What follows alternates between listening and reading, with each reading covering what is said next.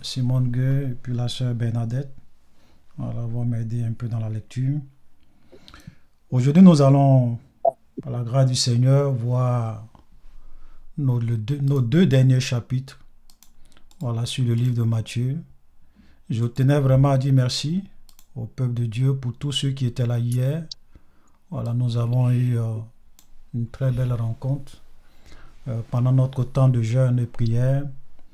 Et le Seigneur nous avait mis une forte pensée à cœur concernant la grande bataille et la dernière bataille spirituelle de la fin des temps. Voilà, qui va impliquer tout le monde. Et ça sera un combat terrible. Et nous allons peut-être, si le Seigneur le permet, la semaine prochaine, sur la base des Écritures, voilà, peut-être apporter un message par rapport à ça, avec pour terme prépare-toi à la dernière grande bataille spirituelle de la fin des temps. Tu es un soldat de Jésus-Christ. Aujourd'hui, nous allons, voilà, par la grâce du Seigneur, terminer, si Dieu le permet, le chapitre 27, le chapitre 28 de Matthieu.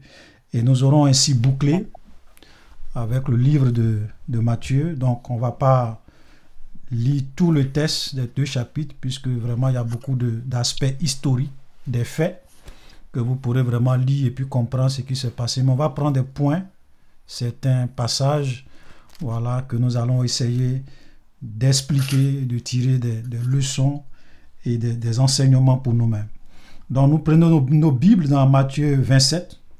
La dernière fois, nous avons vu comment Jésus a été arrêté, comment il a été accusé, comment Pierre a renié son Seigneur 3 fois, comme Jésus l'avait dit.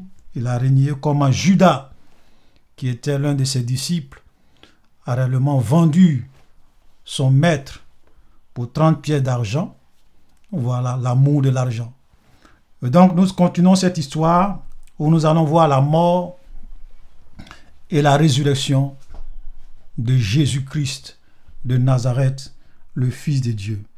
Voilà, donc je vais demander à notre sœur Simone Gueux de commencer à faire la lecture. Voilà, à partir du verset 1 jusqu'au verset 6. Matthieu 27, verset 1. Dès que le matin fut venu, tous les principaux sacrificateurs et les anciens du peuple tinrent conseil contre Jésus pour le faire mourir. Après l'avoir lié, ils l'amenèrent et le livrèrent à Ponce Pilate, le gouverneur.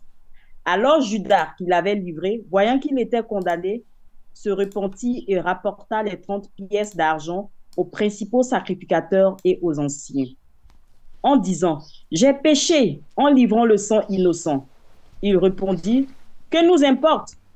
Cela te regarde. » Judas jeta les pièces d'argent dans le temple, se retira et alla se pendre. Les principaux sacrificateurs les ramassèrent et dirent « Il n'est pas permis de les mettre dans le trésor sacré, puisque c'est le prix du sang. » Alléluia. Voilà, puisque c'est le prix du sang. Vous voyez ce qui se passe ici avec Judas, c'est vraiment triste. Très triste d'ailleurs. Voici quelqu'un qui a vécu avec Jésus. Il connaissait Jésus. Il a été utilisé puissamment par le Seigneur, puisque lui aussi, Jésus lui avait donné le pouvoir de chasser les démons. Il guérissait aussi les malades. Il faisait partie des 12 disciples que Jésus envoyait de lieu en lieu pour annoncer la bonne nouvelle dans les lieux où lui-même ne pouvait pas aller. Donc Judas annonçait la parole, Judas annonçait l'évangile. Mais l'amour de l'argent va le pousser à trahir son maître. Il va aller vendre Jésus pour 30 pièces d'argent. Et maintenant qu'il a eu l'argent, maintenant qu'il a eu ce qu'il voulait, regardez ce qui se passe. Il est rempli de culpabilité. Il s'en veut à mort. Il dit, j'ai commis quelque chose de grave. Et il retourne voir les principaux sacrificateurs, les anciens, avec qui il a eu à faire le deal pour livrer son maître, il va et leur dit, je ne veux plus de cet argent. Et rongé par la culpabilité, il va aller se pendre.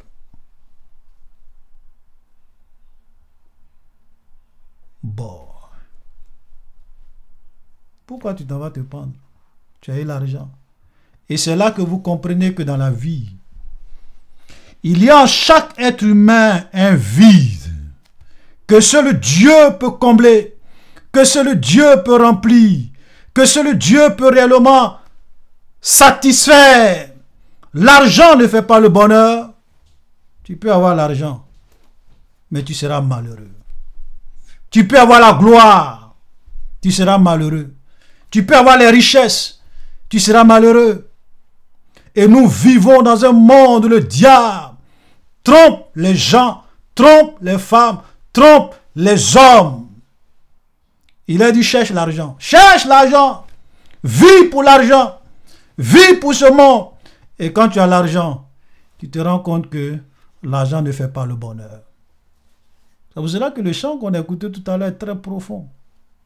Le vrai bonheur, ce n'est pas la réussite physique.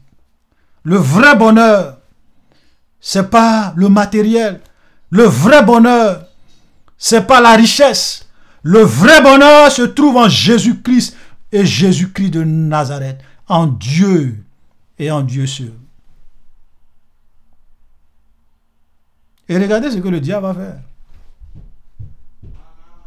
Quand souvent Satan finit de te tromper,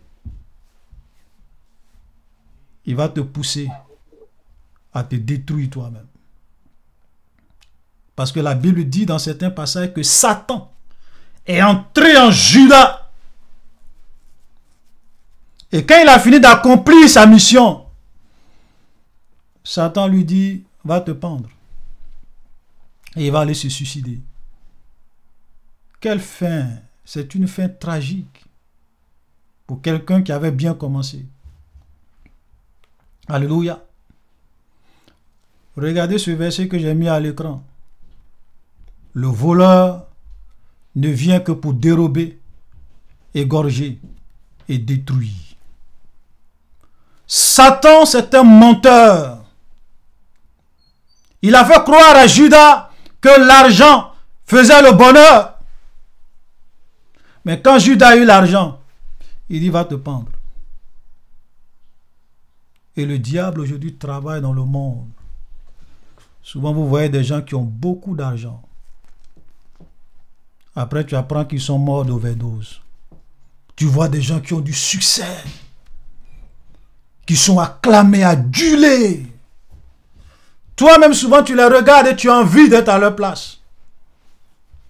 Mais c'est une vie de façade. C'est une vie d'illusion. Au plus profond d'eux-mêmes, ils n'ont pas la paix, ils ne sont pas heureux, ils ne sont pas épanouis. Ils sont malheureux. C'est pour cela que souvent tu vois des gens qui sont riches. On dit, ah, il s'est pendu. Mais comment un homme qui est riche, comment il peut se pendre? Cet artiste a succès. Comment il peut mourir d'overdose? Pourquoi il se drogue au point de mourir d'overdose? Parce qu'en réalité, il n'était pas heureux. Mais quand tu le vois dans ses clips, quand tu le vois dans sa grosse voiture, voilà, c'est ça. Et il finit par se pendre. Le voleur ne vient que pour dérober, pour égorger et pour détruire. Voilà le rôle de Satan. Amen. Et laisse-moi te dire, n'écoute jamais les mensonges du diable. Parce que souvent, Satan peut venir et te dire, le péché que tu as commis est tellement grave que Dieu ne peut jamais te pardonner. Il n'y a pas d'espoir pour toi. Ta vie, il n'y a plus rien. Va te suicider. Et souvent, toi-même, tu es là, tu dis, ah oui, vraiment, je vis pourquoi? Où va ma vie? Quel est le sens de ma vie? Je souffre trop. J'ai trop de problèmes. J'ai l'impression d'être venu accompagner les autres. La mort est mieux. Peut-être même si je me suicide, c'est mieux. Je ne vaux plus rien. Ma vie ne vaut plus rien. Laisse-moi te dire que ça, c'est un mensonge du diable.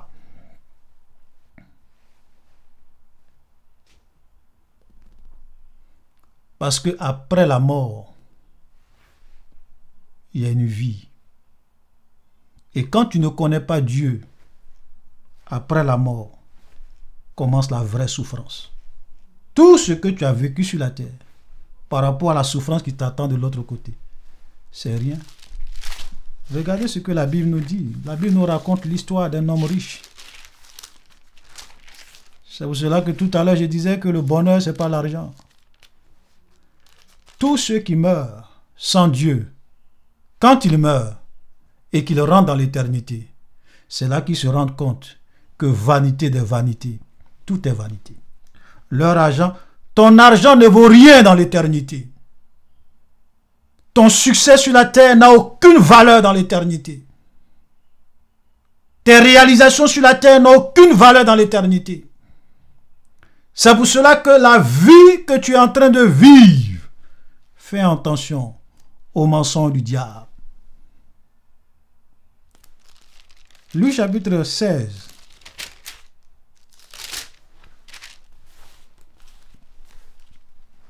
À partir du verset 19. Il y avait un homme riche qui était vêtu de pourpre de fin lin, qui chaque jour menait joyeuse et brillante vie. La Bible n'a pas dit de temps en temps, il menait joyeuse et brillante vie. C'est pas ce que la Bible dit. Hein? On dit chaque jour, sa vie était une vie de succès, de prospérité. Ses entreprises marchaient. Le gars, en tout cas quand tu le vois, tu dis oui, ce monsieur, il est en train de vivre. C'est ça la vie. C'est ça le bonheur. C'est ça. C'est ce que je cherche. Joyeuse et brillante vie. Mais le jour qu'il est mort, qu'il rentre dans l'éternité, il réalise que vanité des vanités, tout est vanité. Quand il s'adresse à Abraham, il dit: Abraham, aie pitié de moi, car je souffre cruellement dans cette flamme. Et je peux même ajouter, mon argent sur la terre ne vaut rien ici. Mes réalisations sur la terre ne vaut rien ici. Ici, je souffre cruellement dans ces flammes. Et il se souvient qu'il a des frères sur la terre. Et il ne dit pas à Abraham, Abraham dit à Lazare d'aller sur la terre pour dire à mes frères de continuer à prospérer, à mener joyeuse et brillante vie. Mais il dit, dis à Lazare d'aller dire à mes frères qu'il y a une vie après la mort, qu'ils doivent chercher ce qui est important, ce qui est essentiel, ce qui va compter, car leur argent ne pourra pas les sauver. Laisse Lazare aller annoncer la réalité de ce que je vis ici à mes frères pour ne pas qu'ils viennent dans ce lieu.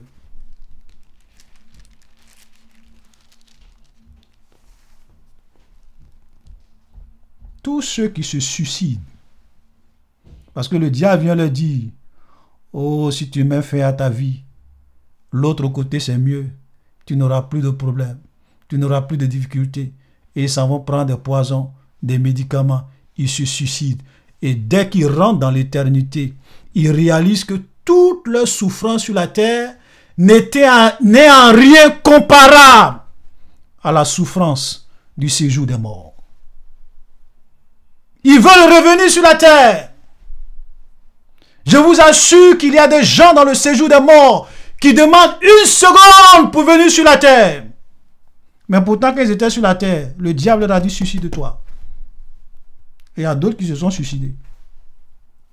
Le voleur ne vient que pour dérober, pour égorger et pour détruire. Dieu ne va jamais t'encourager à mettre fin à ta vie.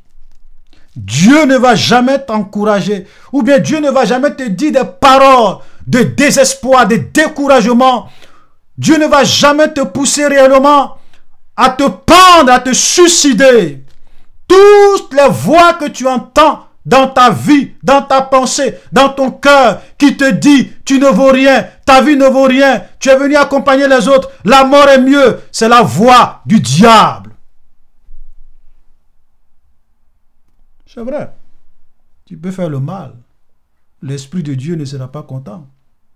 Dieu va réellement te dire que ce que tu as fait est mauvais. Mais quand Dieu te reprend, quand Dieu te parle, ça te pousse, non pas à te pendre, non pas à aller te suicider, non pas à te laisser gagner par le découragement, le désespoir.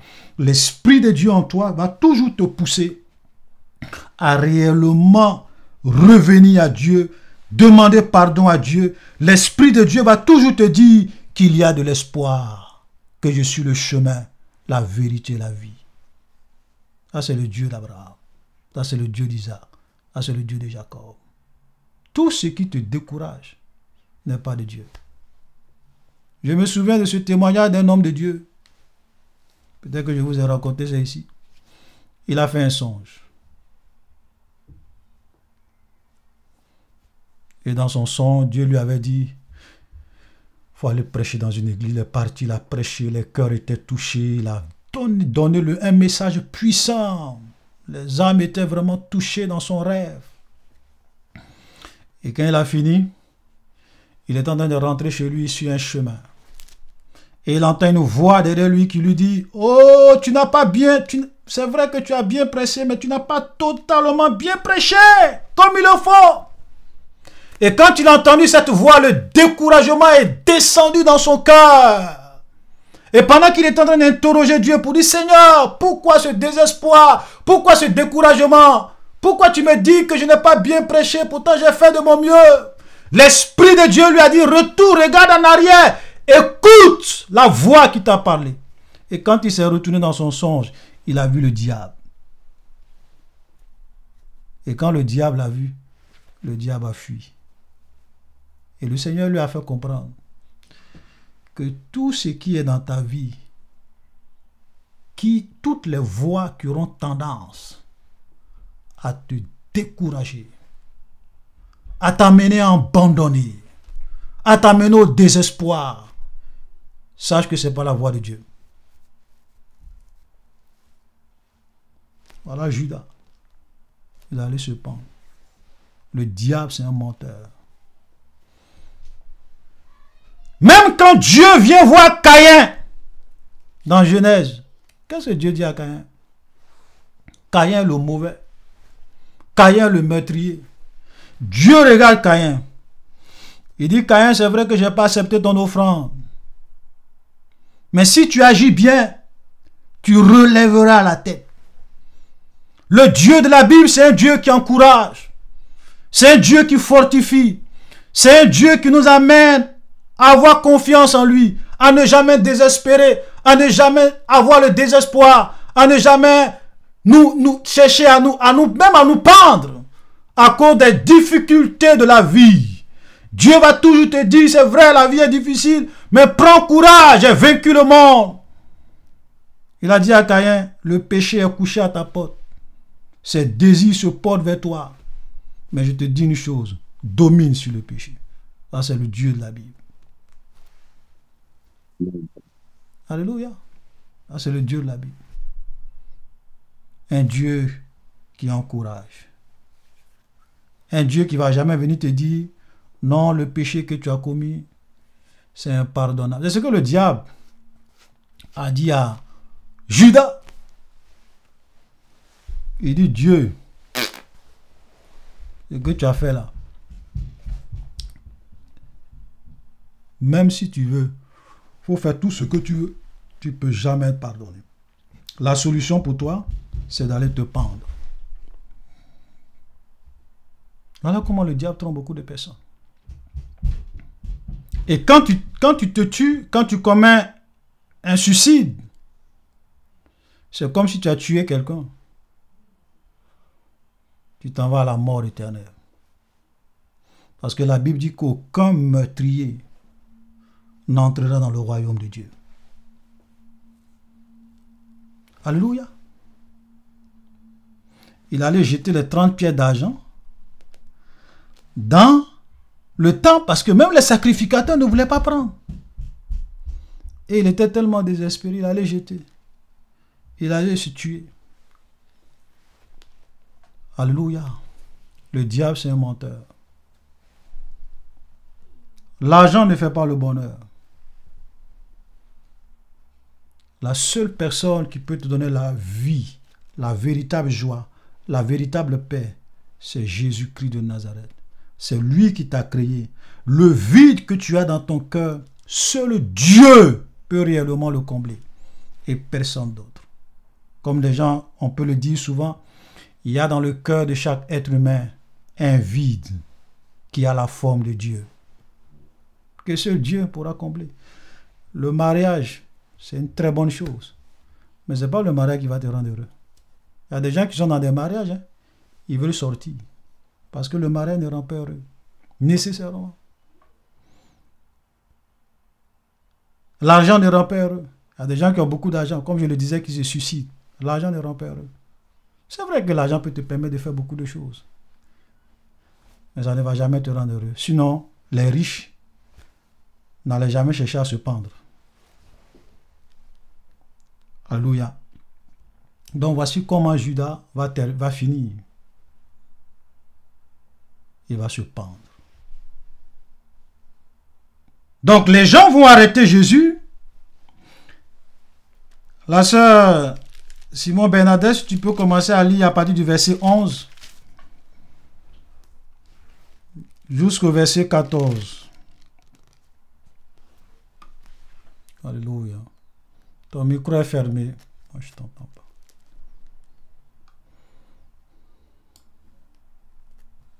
Tu peux ouvrir ton micro.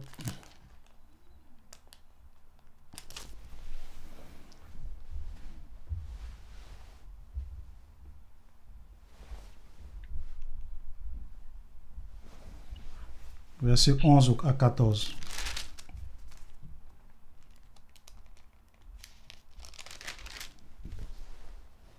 Je lis la parole. Matthieu 27, verset 11 à 14. Jésus comparut devant le gouverneur. Le gouverneur l'interrogea en ces termes. « Es-tu le roi des Juifs ?» Jésus lui répondit, « Tu le dis. » Mais il ne répondit rien aux accusations des principaux sacrificateurs et des anciens. Alors Pilate lui dit, « N'entends-tu pas de combien de choses il t'accuse ?» Et Jésus ne lui donna de réponse sur aucune parole, ce qui étonna beaucoup le gouverneur. Amen. À chaque fête. Amen. Non, c'est bon. 14, oui, 11 à 14, oui. Voilà. Donc, ils ont arrêté Jésus. Ils l'ont déjà condamné dans les Sahédrins, puisqu'ils ont demandé à Jésus, « Es-tu le Fils de Dieu? Es-tu le Christ ?» Jésus a dit, « Je le suis. Désormais, vous verrez le Fils de l'homme venant sur les nuées des cieux avec puissance et gloire. » Le souverain sacrificateur a déchiré ses vêtements. Il dit, « Il a blasphémé. » Et là, devant le gouverneur, on l'interroge et on lui dit, « Es-tu le roi des Juifs ?» Il n'a pas nié. Hein? Il dit, « Oui, je le suis. Tu le dis, je suis vrai le roi des Juifs. » Mais ce qui est frappant, c'est que on dit, Jésus ne répondit rien aux accusations des principaux sacrificateurs et des anciens. Alors, même Pilate était étonné. Il dit, « N'entends-tu pas de combien de choses on t'a... » Jésus ne lui donna de réponse sur aucune parole. Pourquoi j'ai lu ça? Parce que les chrétiens, et même je dirais le milieu chrétien, est rempli d'hommes et de femmes qui veulent toujours se justifier sur tout et n'importe quoi. Quand on les accuse, ils veulent se justifier. Quand on les accuse, ils vont aller porter plainte. Quand on les accuse, ils vont venir faire des vidéos pour répondre. Dans la vie, on ne répond pas à tout. Et là, Jésus te démontre. Hein. Même le gouverneur Pilate est étonné. Il dit, mais toi, tu es quel genre d'homme? Parce que les hommes d'habitude, ce sont des gens qui aiment se justifier. Quand on les accuse, ils vont dire, ah, moi, j'ai pas fait ça. Moi. Mais toi, on t'accuse, tu ne parles pas. Il est étonné.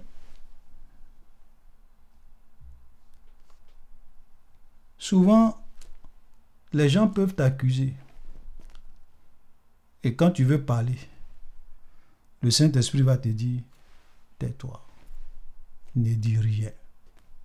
Laisse les gens croire et dire ce qu'ils veulent sur toi. Ne te justifie pas. Ça ne va rien changer. Alléluia. Ça, c'est quelque chose que nous devons vraiment apprendre à cultiver, à développer pour dire qu'on ne répond pas à tout dans la vie. Même si tu as raison, souvent il faut savoir se taire.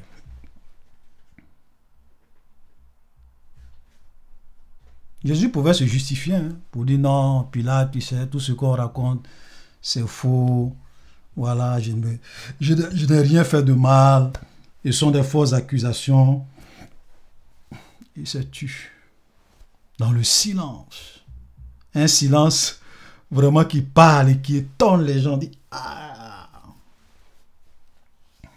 Souvent, je suis un peu triste quand je vois des chrétiens, lorsqu'un frère fait une vidéo sur eux pour les accuser, ils vont aussi venir faire une vidéo pour répondre, pour se justifier. C'est triste, hein? On est sur les réseaux sociaux pour présenter Jésus-Christ de Nazareth. On est sur les réseaux sociaux pour annoncer l'évangile. Il y aura toujours des hommes qui vont parler mal de toi, même si tu n'as rien fait. Il y aura toujours des hommes qui vont t'accuser, même si tu es innocent. Donc souvent, tais-toi. Quand ils vont parler, eux-mêmes là, ils seront fatigués, ils vont se taire. Alléluia. Et laisse-moi te dire, c'est pas parce que les gens t'accusent faussement que il n'y aura pas de gens pour venir t'écouter. Si tu es réellement un serviteur de Dieu. Ceux qui ont... La preuve en est que les faux prophètes dans le monde, on parle. Est-ce que les gens ne vont pas les écouter? Ça change quoi? Souvent, tu vas dans leur église, mais c'est rempli. Tu dis, tout ce qu'on dit sur le faux prophète là, il a encore tous ces milliers de fidèles. Oui. Oui. C'est pour cela qu'il y a une vérité que Pierre a dit. Il dit, le monde les écoute parce qu'ils parlent selon le monde. Nous parlons selon Dieu et ceux qui sont de Dieu nous écoutent. C'est là qu'on voit l'esprit de l'erreur et l'esprit du monde. C'est une vérité. Même Jésus, même qui était la parole, il dit le monde me hait parce que je rends de lui le témoignage que ses œuvres sont mauvaises. Vous imaginez? Jésus qui est la parole, il dit le monde me hait. Vous pensez, les gens pensent que les gens pensent que Jésus là, il était aimé. Hein? Oui. Quand les gens voyaient les miracles, on l'applaudissait. Fils de David. Quand il nourrissait les gens, ils ont mangé, ils sont contents. Ils sont contents. Mais quand Jésus commençait à prêcher des paroles dures, même parmi ses disciples, il a prêché un seul message. Les gens disent, oh, Seigneur Jésus, c'est vrai, nous on t'a fait suivre, on était tes disciples, mais ce que tu es en train de dire là, c'est trop dur pour nous. Ils ont pris les clics et les claques et puis ils ont abandonné Jésus. Des gens comme Paul, même les gens les ont abandonnés. Si vous lisez les épîtres de Paul, il dit, tous les gens qui sont en Asie m'ont abandonné. La vérité n'a pas bonne presse. Quand tu crains Dieu, il ne faut pas penser que tout le monde va t'aimer. Hein. Si tu veux être serviteur de Dieu, puis tu veux plaire à tout le monde, il faut aller t'asseoir. C'est pour cela que Paul dit, je ne serai pas serviteur de Dieu si je voulais plaire aux hommes. Alléluia. Les vrais serviteurs de Dieu, ils te disent ce qu'ils pensent. Si tu veux, il faut l'aimer. Si tu veux, il ne faut pas l'aimer, c'est ton problème. Mais il ne va pas falsifier la vérité pour te faire plaisir. Alléluia, Jésus n'a rien dit. Et les gens vont réellement aller le crucifier. Mais regardez le verset 28. Ma soeur Simone Gueux. Verset 28 au verset 33. Au verset 31 plutôt. On va lire cette portion, on va aller un peu vite. Regardez ce que Jésus a subi comme humiliation.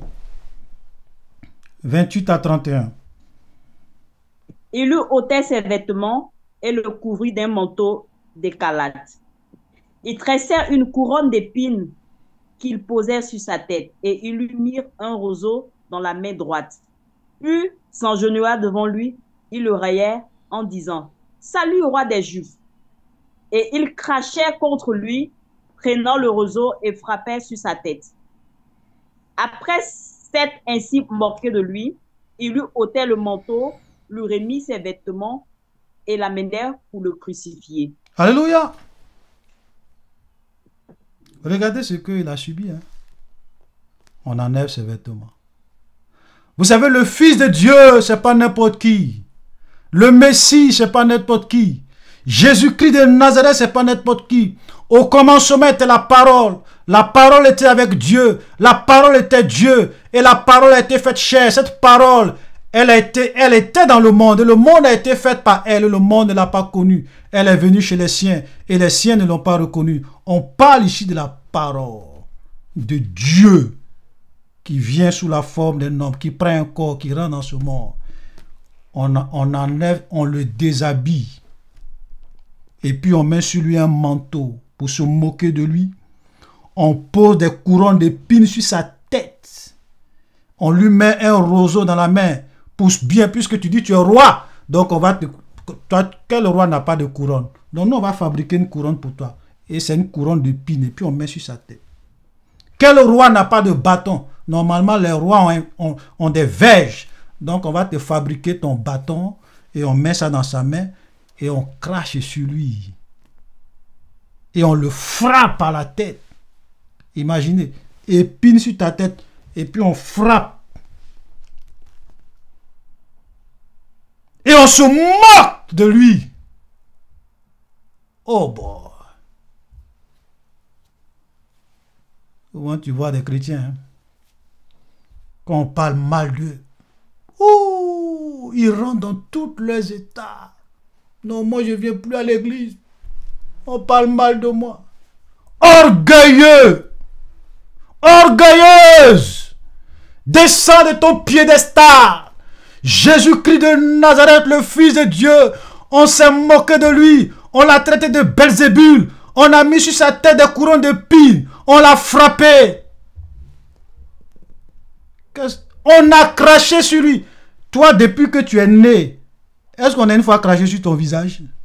Jésus-Christ de Nazareth, on a craché sur son visage. Même ceux qui ont craché sur son visage, il était à la croix. Il dit, Seigneur, pardonne-leur, car ils ne savent pas ce qu'ils font. Moi, je les pardonne. Les chrétiens orgueilleux. Ils n'aiment pas. Ça veut dire que c'est pour cela qu'ils ne voient pas la main de Dieu. Parce qu'ils sont imbus d'eux-mêmes. Ils sont imbus de leur moi. Moi, on doit me respecter. Moi, on doit me parler. Vous savez, moi, je suis quelqu'un, souvent, je ne tarde pas à te dire ce que je pense. Souvent, quand je regarde les gens se fâchent. Il y a des gens à qui j'ai recadré dans le groupe WhatsApp. Ils ont quitté le groupe. Ah, frère, tu m'as parlé. Oui, il faut partir. Orgueilleux! Quand est-ce que tu seras brisé? Orgueilleuse! Quand est-ce que tu descendras de ton piédestal et être à l'image de ton maître? La Bible nous dit dans Philippiens chapitre 2, ayez en vous les sentiments qui étaient en Christ, lequel existant en forme de Dieu ne s'est point regardé comme une proie arrachée d'être égal avec Dieu. Il s'est humilié, ayant paru comme un simple homme. Il a subi l'humiliation. Il a obéi jusqu'à l'obéissance de la mort. de la croix. Dieu résiste aux orgueilleux. Oui, oui, oui. On est dans un monde où on ne peut plus parler aux chrétiens. Souvent quand le pasteur a dit quelque chose, on claque la porte. Je quitte l'église. Et moi j'ai dit, voici des gens. Écoutez très bien. Voici des gens. Ils s'en vont dans leur bureau. Leur patron païen vient. Il l'insulte. Tu vaux rien. Tu vaux rien. Je ne sais même pas qu'est-ce que tu fais ici. Le monsieur le lave propre. Mais il ne va jamais dire, oh, je claque la porte, je démissionne, je m'en vais. Il est là. Vous savez pourquoi? Manin. L'argent. Amen. Amen. Mais quand il est dans la maison de son père, qu'un frère lui parle un peu de manière déplacée, ouh, je ne vais plus dans cette église. Oh, le frère Olivier m'a parlé mal. Sois béni. Je ne viens plus dans cette église. Orgueilleux! Oui, oui, oui, orgueilleux.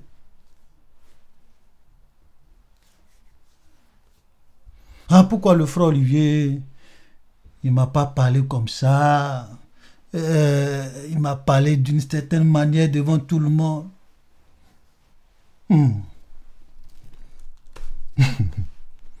Vous savez, moi, quand j'étais encore jeune, hein, c'est ce que j'ai dit là. Nous tous, on est passés par là. Hein. On était dans nos cellules. On avait nos responsables. J'ai vu, ouais, il y a le responsable, non, c'est que le gars, il m'a tellement lavé. Moi-même, j'ai dit, Seigneur, moi, ça là, moi, je ne vais plus à la cellule. Je vais même quitter celui-là. Monsieur, l'orgueilleux, tu ne bouges pas. Il faut rester là. Et on a été brisés.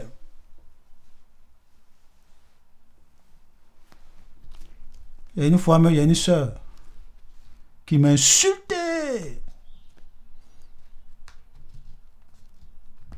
Quand je suis rentré dans ma chambre, moi-même, ça me travaillait. Ça m'a travaillé pendant des jours. Hein. Et un jour, j'étais là comme ça. Et le Saint-Esprit m'a donné une pensée. Il dit, parce que le diable a parlé, tu es fâché. Il dit à moi, oui, oui, oui, oui. Parce que le diable t'a insulté, tu es fâché. Oui, oui, oui. Souvent, il y a des gens qui vont t'insulter. C'est le diable. Comme Satan, lui, ne peut pas venir devant toi physiquement pour t'insulter là.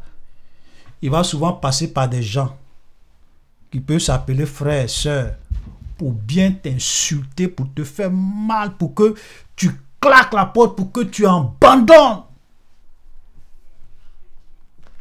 Et tu vas dire, ah, ma soeur m'a parlé mal. C'est le diable qui t'a parlé mal. Satan, c'est un grand stratège. Quand il veut t'éloigner de la vérité, de tes frères, de la communauté, parce que la Bible dit qu'il est doux, qu'il est agréable pour des frères de demeurer ensemble. Souvent, quand tu es dans une communauté où vous êtes ensemble, où tu apprends, Satan n'est pas content. Il dit, comment je vais faire pour que celle-là, elle quitte cette église? Et peut-être il va utiliser quelqu'un qui va venir mal te parler. Et quand tu vas entendre, oh, on a dit ça sur moi, oh, je quitte l'église. Satan est trop fort dans ça.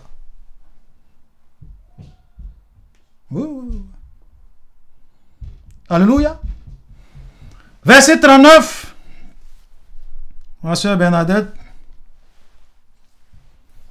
Regardez ce que les passants vont dire. La moquerie de Jésus, ça continue. Allons-y, ma soeur. Verset 39 à combien?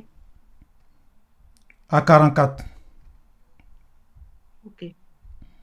Les passants l'injuriaient et secouait la tête en disant, « Toi qui détruis le temple et le rebâtis en 3 jours, sauve-toi toi-même.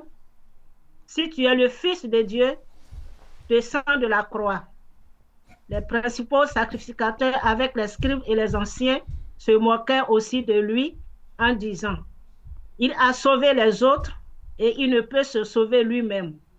S'il est roi d'Israël, qu'il descend de la croix et nous croirons en lui. » Il s'est confié en Dieu, que Dieu le délivre maintenant, s'il l'aime, car il a dit, « Je suis le Fils de Dieu. » Les brigands crucifiés avec lui l'insultaient de la même manière.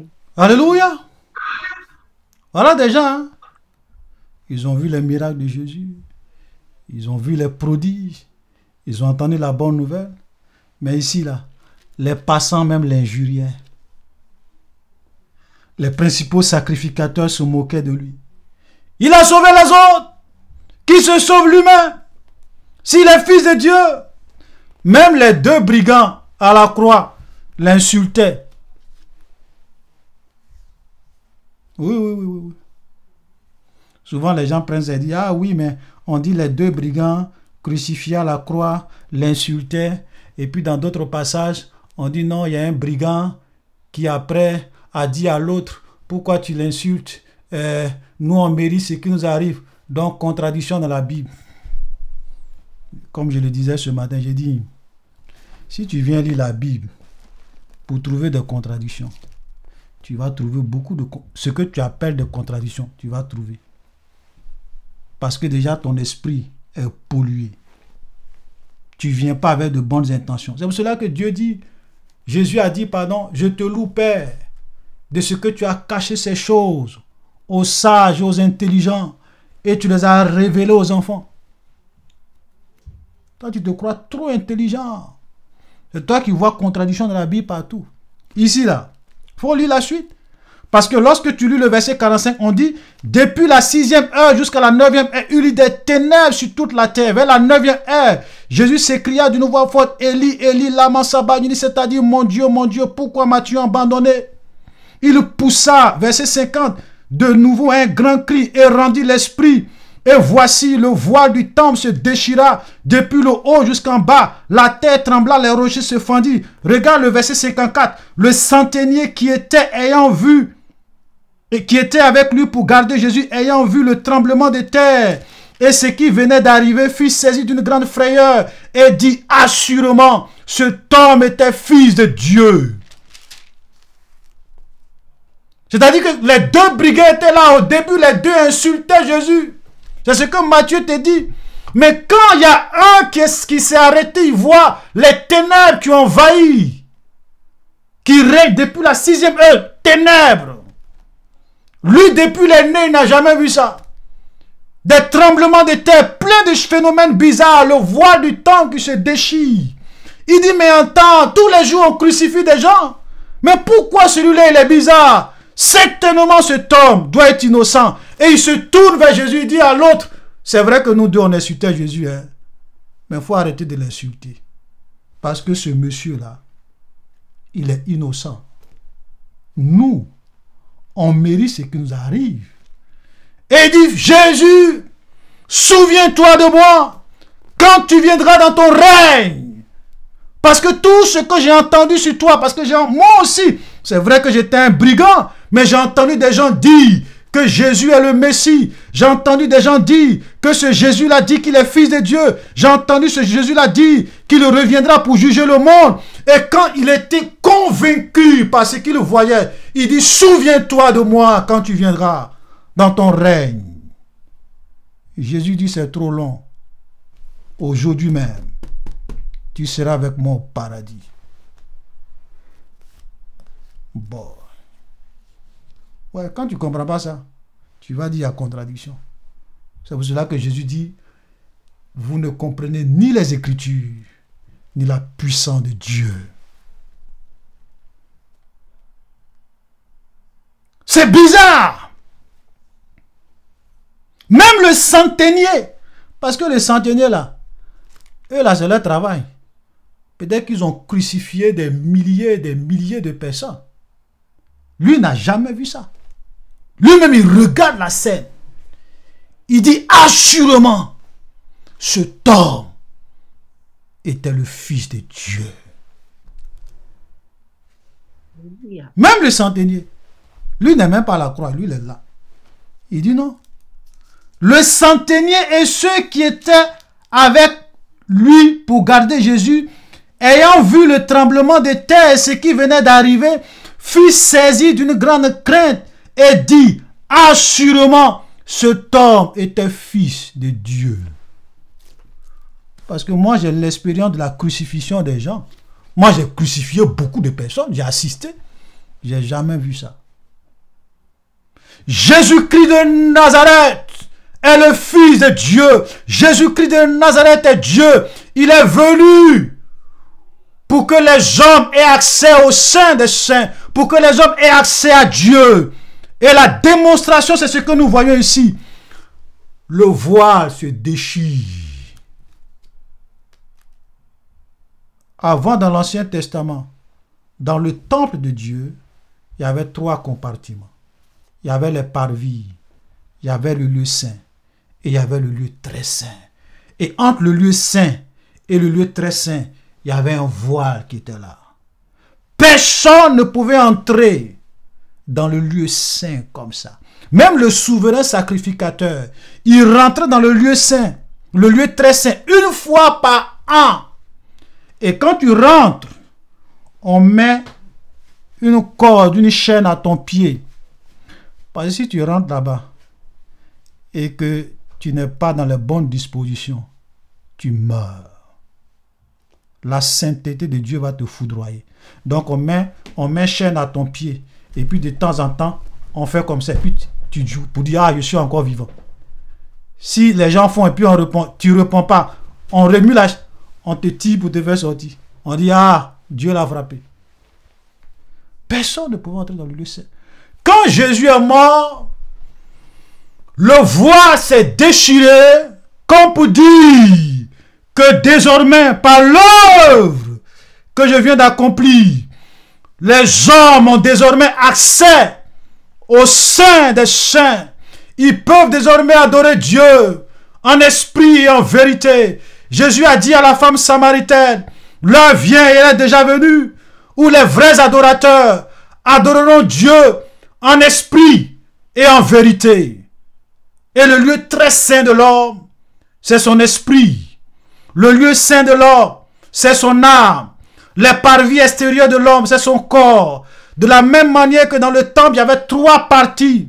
Le corps de l'homme étant le temple de Dieu à 3 parties. Le corps, l'âme et l'esprit. Quand Jésus meurt, les hommes peuvent maintenant expérimenter la nouvelle naissance. Ils peuvent naître d'esprit. Ils peuvent naître de nouveau. L'esprit de Dieu peut maintenant venir habiter leur esprit pour qu'ils soient réellement en communion avec Elohim. Le voile s'est déchiré.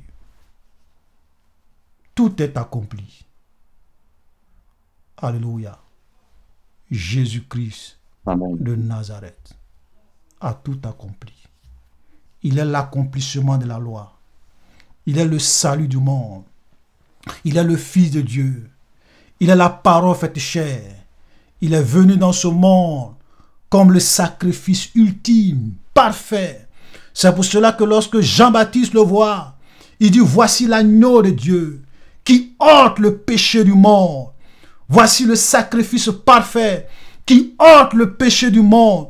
Tous ceux qui croient en lui, tous ceux qui viennent en lui, tous ceux qui l'acceptent, même si les péchés sont noirs, Jésus-Christ de Nazareth, le pardon les purifie. Et laisse-moi te dire, peu importe ce que le diable te dit, oh, tes péchés sont grands, oh, Dieu ne peut pas te pardonner, oh, tu as détruit des foyers, oh, tu as tué des gens, oh, tu étais un sorcier, tu as fait du mal. Dieu ne peut jamais te pardonner. Le diable est un menteur, car le voleur ne vient que pour dérober, égorger, détruire. Et il dit, moi je suis venu afin que les brebis aient la vie et qu'elles soient dans l'abondance. Jésus-Christ de Nazareth est la vie. Si tu viens à lui, il ne va jamais te rejeter. Il dit, venez à moi, vous tous qui êtes fatigués et chargés, je vous donnerai du repos. Tous ceux qui sont fatigués du péché, fatigués d'être poursuivis par le diable, par les démons, par les sorciers, fatigués de ne pas avoir la paix du cœur, la tranquillité dans l'âme et dans l'esprit, Jésus-Christ de Nazareth a payé le prix pour toi, pour que lorsque tu viendras à lui, qu'il te donne la vie et que tu sois dans l'abondance et que tu arrêtes d'être esclave du péché, esclave du diable, esclave des démons. Il te transporte dans son royaume de gloire et il fait de toi un fils de Dieu. Alléluia. Oh, merci Jésus. Jésus-Christ de Nazareth est l'accomplissement de la loi. Il est le salut de tout le monde. Car Dieu a tant aimé le monde qu'il a donné son Fils unique, afin que quiconque croit en lui ne périsse point, mais qu'il ait la vie éternelle. Amen. Il est venu pour cette mission. Il a parfaitement accompli cette mission. Alléluia. Qui a dit que Dieu ne pardonne pas? C'est pour cela que la Bible dit, même si vos péchés sont noirs, venez, Dieu peut réellement vous purifier. Alléluia. Le diable, c'est un menteur. Il est là pour accuser les gens. La Bible l'appelle l'accusateur de nos frères. Oui. Mais Jésus l'a vaincu à la croix. Et donc Jésus va rendre l'âme. Il a tout accompli. Et souvent les gens disent, il a dit, mon Dieu, pourquoi m'as-tu abandonné? Ah, mais s'il est Dieu, comment il peut dire, mon Dieu, m'as-tu abandonné?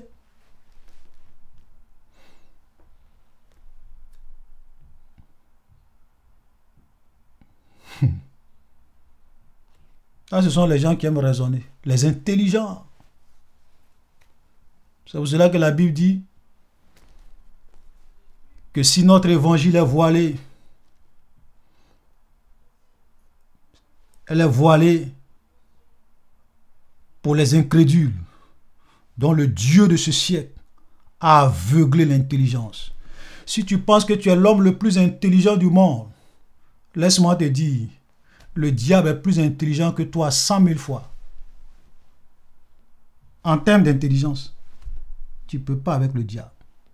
Si c'est affaire de raisonnement, le diable c'est un grand raisonneur. Il va te séduire. Oui. Il est trop fort. Même à la fin du millénium, quand il sera relâché, il va venir séduire les hommes aux quatre coins de la terre, Gog et Magog. Et la Bible dit que leur nombre est comme le sable de la terre. Les gens vont le suivre comme des mouches. Satan, c'est un grand stratège. S'il a pu séduire Adam et Ève dans le jardin d'Éden, toi, tu es qui? Tu veux venir raisonner avec le diable? Tu veux venir raisonner avec le diable? Quand le diable est venu dans le désert, il dit ça à Jésus. Jésus dit, il est écrit. Il dit ça à Jésus. Jésus dit, il est écrit. Jésus ne discute pas. Il n'avait pas, il n'avait pas cherché même à raisonner avec lui, le diable. A, il est écrit. B. C, il est écrit. D. Arrivé un moment, même il s'en va dans la parole. Il dit, Jésus, tu sais, Dieu a promis de te protéger. Moi, ce que je vais te dire là, je n'ai rien inventé, hein. C'est dans la Bible. Dans Psaume 91, le verset 11 à 12, Dieu même a dit, je donnerai des ordres à mes anges. Ils vont te porter sur leurs mains, de peur que ton pied ne heurte contre une pierre. Donc jette-toi!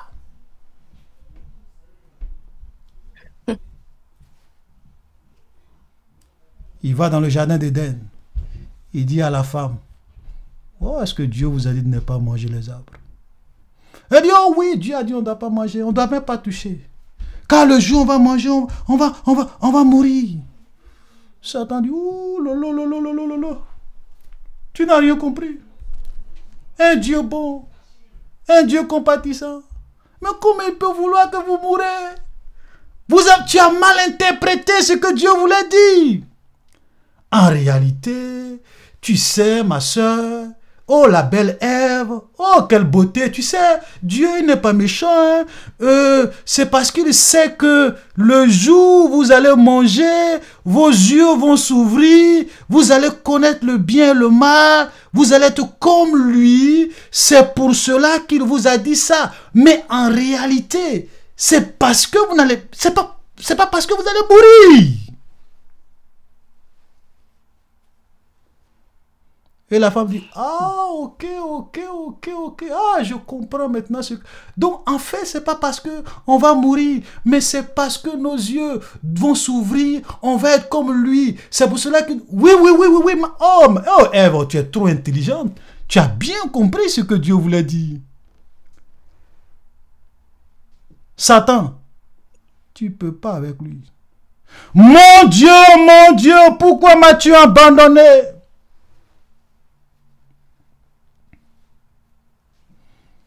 C'est parce que Jésus,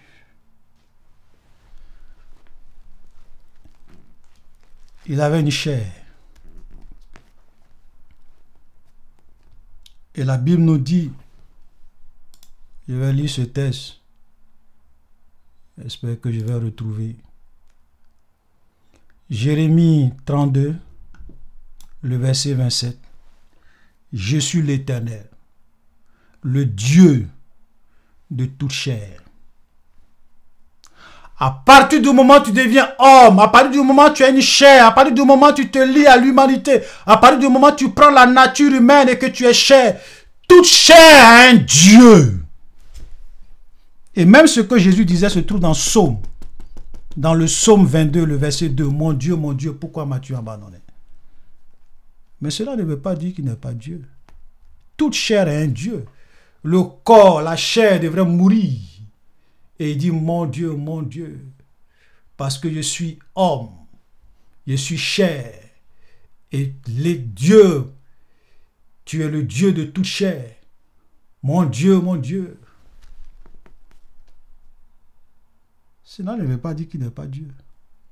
Parce que la parole de Dieu te dit, au commencement était la parole était avec Dieu, la parole était Dieu, et toutes choses ont été faites par elle, et rien de ce qui a été fait sans elle. En elle était la vie, et la vie était la lumière des hommes. Et le Père lui-même parle du Fils dans Hébreux chapitre 1. Et vous savez ce que le Père dit, qui peut traumatiser les gens quand tu lis les Écritures, quand tu ne comprends pas les Écritures, que tu veux philosopher avec Jésus-Christ de Nazareth, tu vas t'égarer. Hébreux chapitre 1, le verset 8. Mais il dit au Fils. Qui dit au Fils? Le Père. Que souvent les musulmans, vous dites que oui, c'est le Père qui est Dieu. Mais le Père lui-même, que vous appelez Dieu, lui, il parle du Fils. Il parle au Fils. Et il dit, ton trône, ô Dieu, est éternel. Mais si le Père appelle le Fils Dieu, est-ce que cela veut dire que le Père n'est plus Dieu? Puisque vous dites que Jésus a dit, mon Dieu, pourquoi m'as-tu abandonné? Donc il n'est pas Dieu. Ici, ce n'est pas le Fils qui appelle le Père Dieu, mais c'est le Père lui-même qui parle au Fils et qui dit au Fils, ton trône, ô Dieu. Ça veut dire que le Père lui-même appelle le Fils Dieu. Donc si on veut suivre votre raisonnement, c'est que le Père n'est pas Dieu parce qu'il appelle le Fils Dieu. Erreur.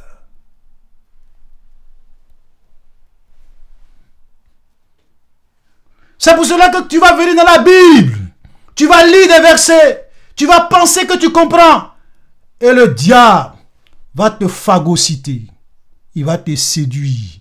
Et tu vas dire Jésus-Christ, le Fils de Dieu, n'est pas Dieu. Parce que tu ne comprends ni les Écritures, ni la puissance de Dieu. Alléluia. Et vous voyez des gens aujourd'hui sur les réseaux sociaux. Non, Jésus n'est pas Dieu. Il a dit mon Dieu, mon Dieu. il n'est pas Dieu. Tu es un plaisantin. Le Père lui-même dit au Fils, ton trône, oh Dieu, est éternel. Donc le Père même n'est pas Dieu. Bon, le Fils n'est pas Dieu, parce que le Fils dit que le Père est Dieu. Le Père aussi n'est pas Dieu, parce que le Père dit que le Fils est Dieu. Qui est Dieu alors? Qui est Dieu? C'est pour cela que souvent je dis aux gens, je dis, vous pouvez raisonner sur tout. Vous pouvez philosopher sur tout. Mais s'il y a un être qui est la limite de ton raisonnement, c'est Dieu lui-même. Il te transcende. Tu ne peux pas philosopher sur lui. Tu ne peux pas raisonner sur lui. Il te dépasse. L'intelligence que tu as, c'est lui qui t'a donné. Donc, il te dépasse. C'est pour cela qu'il dit dans Ésaïe, autant les cieux sont élevés au-dessus de la terre, autant mes voix sont élevées au-dessus de vos voix, et mes pensées sont au-dessus de vos pensées. Fais attention. Quand tu parles de Dieu, fais très attention. Alléluia. Pourquoi m'as-tu abandonné? Et ils vont le prendre. Verset 57, ma soeur. On va tout faire, on va finir. Je ne veux pas qu'on revienne encore là-dessus. On va finir les 2 chapitres. On va aller un peu vite. Ma soeur Simone Gueux, 57. Le soir étant venu, arriva un homme riche d'Arimathée nommé Joseph, lequel était aussi disciple de Jésus. Il se rendit vers Pilate et demanda le corps de Jésus, et Pilate ordonna de le remettre. Joseph prit le corps, l'enveloppa dans linceul blanc, et le déposa dans un spécule neuf, qui s'étant fait tailler dans le roc. Puis il roula une grande pierre à l'entrée du sépulcre, et il s'en alla. Marie demanda là, et l'autre Marie... C'est bon, voilà. Ici, vous voyez, j'ai voulu qu'on lise ça, qu'on puisse lire ça, parce que il y a quelque chose qui est très important. Il y avait quelqu'un qui s'appelait Joseph. Et la Bible dit, c'était un homme riche. Il était riche. Il était disciple de Jésus. Nous avons besoin d'être équilibrés dans la vie. On peut être riche et être disciple de Jésus. On peut être aussi pauvre et être disciple de Jésus. On se comprend. Parce qu'il y a des gens qui pensent que parce que tu es disciple de Jésus, tu dois être riche. Un chrétien doit être riche. Qui t'a dit ça? L'autre extrême. Un chrétien doit être pauvre. Vœu de pauvreté. Qui t'a dit ça? Si tu veux être riche, tu peux être riche et être un vrai chrétien. Tout comme tu peux être pauvre et être un vrai chrétien. Dieu n'a jamais dit que il est seulement le Dieu des riches. Il n'a aussi jamais dit qu'il est seulement le Dieu des pauvres. Dieu accepte les hommes de toutes les couches sociales. Riches, pauvres, grands, petits. Dieu accepte tout le monde. Très important. Il n'a jamais dit à quelque part que quand tu deviens chrétien, tu dois être multimilliardaire. Il n'a jamais dit ça. Alléluia. Donc c'est ce Joseph-là qui va réellement venir prendre, certainement que c'était un homme riche, un homme influent, il avait des relations, il allait voir Pilate. Peut-être qu'il avait des connexions, il allait voir Pilate, il dit, bon, moi je veux prendre le corps de Jésus. Et il a pris le corps, il allait réellement mettre le corps de Jésus dans un sépulcre. Alléluia. Et les gens avaient tellement peur. Les gens avaient peur, ils disent, ah attends, le tombeau de Jésus, il faut qu'on aille surveiller ça. Ok? Verset 62. Le lendemain qui était le jour de les principaux sacrificateurs allaient ensemble auprès de Pilate et dit, Seigneur, nous nous souvenons que cet imposteur, regardez comme ils insultent Jésus, ils disent que Jésus c'est un imposteur. Il dit cet imposteur-là, oh Pilate, quand il était vivant, il a dit, après 3 jours, je ressusciterai. Ordonne donc que le sépulcre soit gardé jusqu'au 3e jour, afin que ses disciples ne viennent pas dérober le corps et dire, il est ressuscité. Cette dernière imposture sera pire que la première. Et Pilate leur dit, vous avez une garde, allez garder le quand vous l'entendez. Il dit que ce monsieur-là, quand il était vivant, on l'entendait, il disait que non, je vais mourir, je vais ressusciter le 3e jour. Donc Pilate, il faut qu'on aille garder son tombeau avec une sécurité au maximum. Parce que ses disciples sont capables de venir prendre son corps pour aller l'enterrer à quelque part pour dire qu'il est ressuscité. Donc ils sont allés garder le corps de Jésus. Et Dieu a permis tout ça pour une raison. Hein? Parce que s'il n'avait pas fait ça, les gens allaient dire oui, c'est disciples. Mais donc ils sont vraiment allés garder le tombeau. Mais malheureusement pour eux, et voici il y a un grand tremblement de terre, chapitre 28. Un ange de Dieu vint descendre du ciel, vint rouler la pierre, s'assit dessus. Son aspect était comme l'éclair, son vêtement blanc comme la neige. Les gardes tremblaient de peur et devinrent comme morts. Mais l'ange prit la parole et dit aux femmes, vous ne craignez point, car je sais que vous cherchez Jésus qui a été crucifié. Il n'est point ici, il est ressuscité comme il a dit. Venez et voyez le lieu où il était. Et les gens, c'est-à-dire que quand cette scène-là s'est produite, les gens étaient tellement paniqués. Quand les gardes sont allés voir les souverains sacrificateurs, verset 22, pendant qu'ils étaient en chemin, quelques hommes de la garde la vie entraient et annonçaient aux principaux sacrificateurs tout ce qui était arrivé. Ceux-ci, après s'être assemblés avec le conseil et avoir tenu conseil, donnaient aux soldats une forte somme d'argent en disant, dites, ses disciples sont venus de nuit le dérober pendant que nous dormions.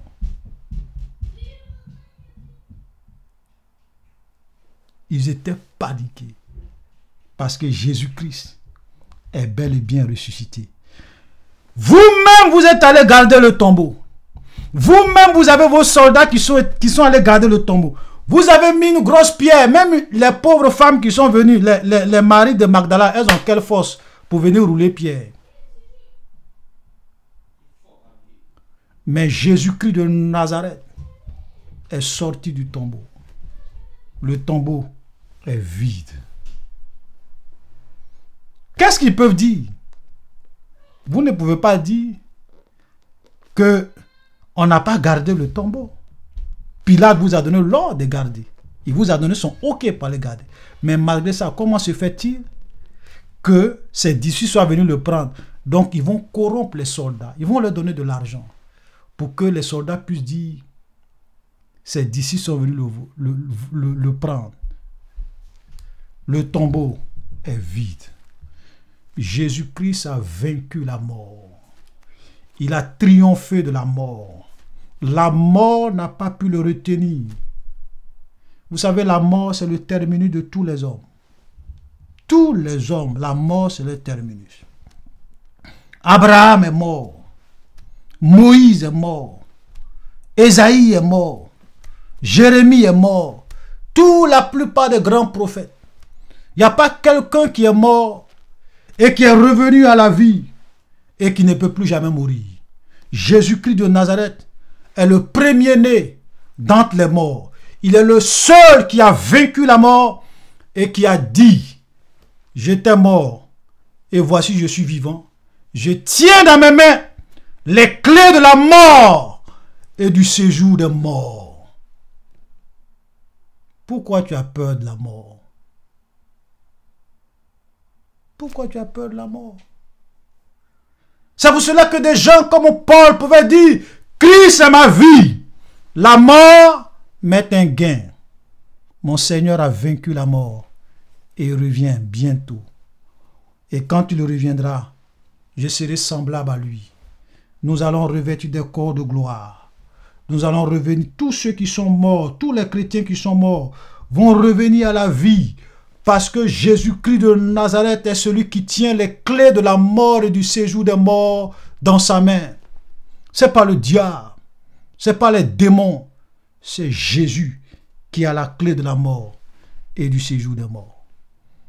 Alléluia. On va lire le dernier paragraphe avant de finir. Je vais lire ça rapidement. Matthieu 28, le verset 16. Les 11 allaient en Galilée sur la montagne que Jésus leur avait désignée. Quand il vint, ils se prosternaient devant lui, mais quelques-uns eurent des doutes. Jésus s'étant approché leur parla. Ainsi, tout pouvoir m'a été donné dans les cieux et sur la terre. Alléluia, c'est normal qu'ils le disent.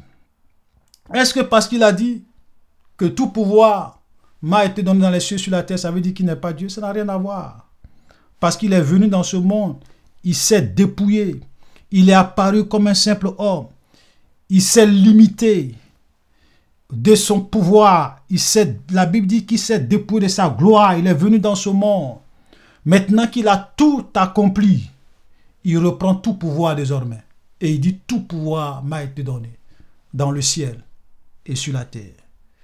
Quelqu'un qui dit qu'il a tout pouvoir dans les cieux, il dit tout pouvoir m'a été donné dans le ciel et sur la terre. Ça fait de lui le Dieu tout-puissant. On voit des plaisantins qui viennent dire oui, le Père, oui, Jésus-Christ est Dieu, mais n'est pas le Dieu tout-puissant. Doctrine de démon. Quelqu'un qui dit tout pouvoir m'a été donné dans le ciel, sur la terre. Et tu dis non, il n'a pas tout pouvoir. Doctrine de démon. Allez faire de toutes les nations des disciples, les baptisant au nom du Père, du Fils et du Saint-Esprit. Et enseignez-leur à observer tout ce que je vous ai prescrit. Voici, je suis avec vous tous les jours, jusqu'à la fin du monde. Il n'a pas abandonné ses disciples. Il envoie son esprit et il est avec nous tous les jours jusqu'à la fin du monde. Alléluia. Nous allons prier le Seigneur. Que le Dieu d'Abraham, que le Dieu d'Isaac nous aide. Jésus est ressuscité. Il a vaincu la mort. Amen. C'est lui le vrai bonheur. Le vrai bonheur se trouve en Dieu seul. Sur cette chanson que nous avons jouée ce matin, nous allons prier ensemble. Amen. Alléluia. Amen. Ensemble, nous prions le Seigneur. Amen. Seigneur Jésus. Merci. Gloire, gloire, gloire, soit Dieu, à Dieu. Merci Sur la terre, dans le monde, Merci Jésus. où est les bonheurs, Merci Seigneur Jésus. dans le cœur de l'homme, il y a celle comme Jésus, véritable. Où est les bonheurs, est dans la richesse.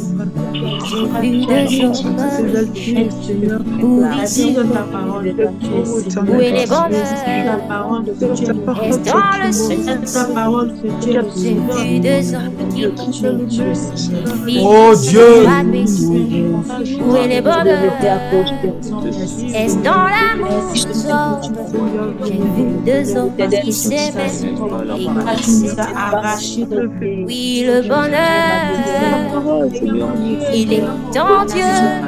celui la source de vie, il n'éternise jamais. Il est bonheur, il est en Dieu, en Dieu seul, oui, toujours en Dieu, et seulement oui, il est bonheur, il est Alléluia, en merci Dieu, Seigneur. en Dieu seul, oui, toujours en Dieu, et seulement Dieu. Que tu as fait pour tes enfants, que tu as fait pour ceux qui te craignent, Seigneur. Merci, Seigneur. Merci, Seigneur. Nous n'allons jamais cesser de te remercier, Seigneur. Merci, Tu sais où le Merci Seigneur. viens à Jésus et tu vivras.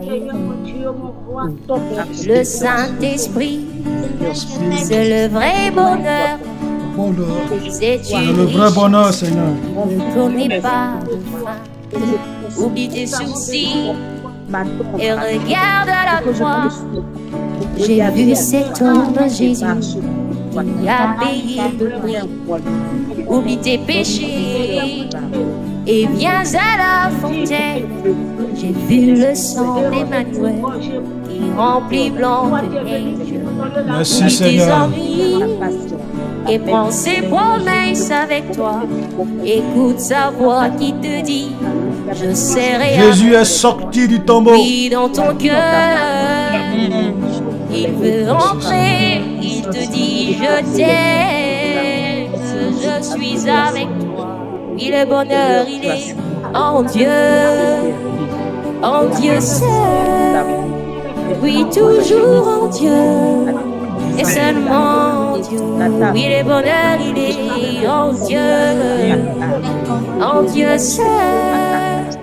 Oui, toujours en Dieu, et seulement Dieu. La vie éternelle est en Dieu seul. Oui, toujours en Dieu, et seulement Dieu. La paix, le salut est en Dieu seul. Oui, toujours en Dieu, et seulement. J'ai besoin de toi, remplis Amen. le nom de Jésus.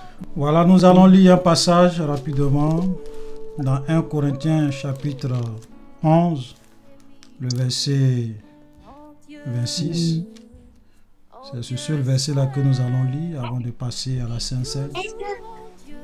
Tout de suite, nous avons vu que Jésus est ressuscité.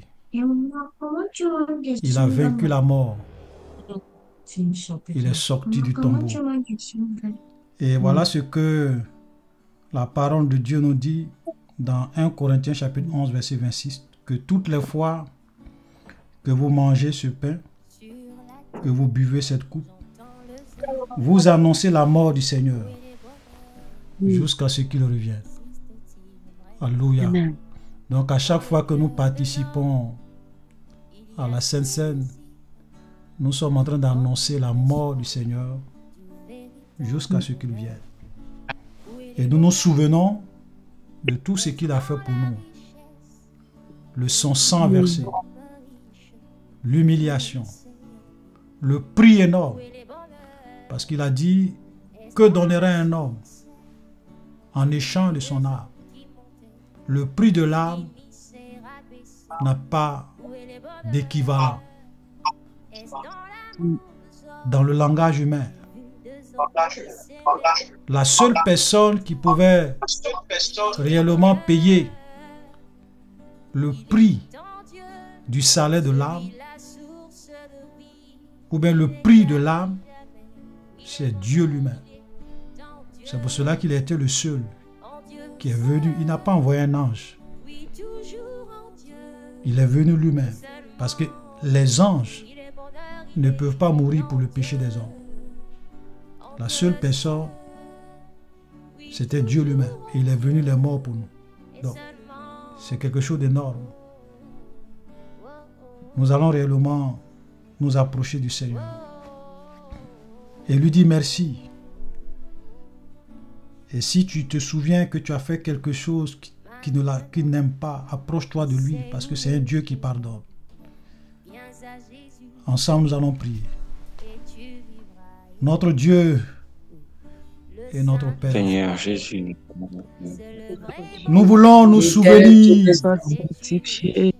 de ta mort à la croix et pour tout ce que tu as fait pour nous. Seigneur, bénis ce vin, bénis ce pain.